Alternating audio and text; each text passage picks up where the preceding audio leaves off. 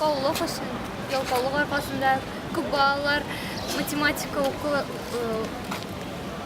укыр алдында алар компьютерда уйныйлар, телефонда утыралар, интернет челтәрләрендә. Вакытлары калмый математика укырга. Все дело в ЕГЭ. Нас заставляют учить математику, даже если мы это не хотим. Ну, лично я математику люблю, и она мне нравится.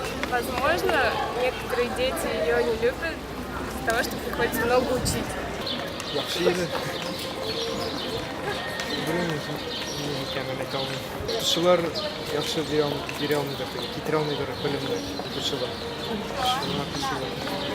Многие, мне кажется, школьники просто перестают думать, что математика не нужный предмет, слишком сложный, и просто перестают его учить и так сильно мучиться с ним. Я не считаю, что у нас падает уровень знаний. Так, да? Может быть, привлекает больше гуманитарные знания? Возможно. Или спрос на гуманитарные знания больше сейчас, чем на технические? Нет желания учиться или низкий уровень профессиональности учителей. Мне кажется, от детей тоже многое зависит, но и от учителей тоже, потому что учителя полностью не отдают знания, которые сами ранее получали, как бы стараются не чтобы дети лучше сдавали, а ЕГЭ как бы сейчас нацелено на то, чтобы дети перешли порог, самое главное, и как бы все, чтобы учителям ничего от этого не было. А уже нету стремления учителей, чтобы дети сдали хорошо, чтобы поступили с хорошими баллами. И учебники меняют, и саму программу учебную меняют, и ее не связывают с жизнью, то есть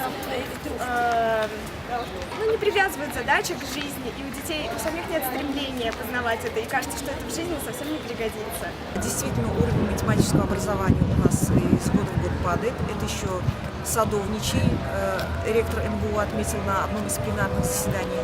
Он говорил о том, что несмотря на то, что у нас дети в последнее время побеждают на олимпиадах различного уровня, но уровень математического образования из года в год падает.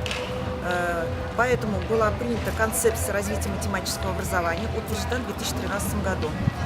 И сейчас на данный момент делается все возможное, чтобы вывести на лидирующее положение предмет математики, чтобы у нас математика именно в России, она была на лидирующем положении. Конечно, я присоединяюсь к мнениям учащихся, которые говорили, что тут, скорее всего, не играет и кадровый состав, и частично, наверное, где-то связано ЕГЭ, когда в форме тестовой форме мы сдавали ЕГЭ, а теперь вот в последнее время тестовую часть убирают, и мы решаем только задания, где все-таки в большинстве случаев надо давать развернутые решения, да, где ребенку нужно думать, рассуждать, записывать свои мысли, что это очень важно.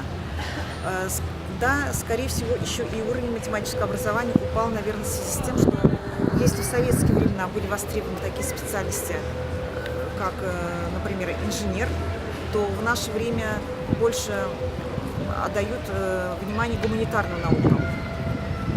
И дети, большинство выбирают юриста, экономиста, хотя для экономики, да, для экономического образования нужно именно математическое образование.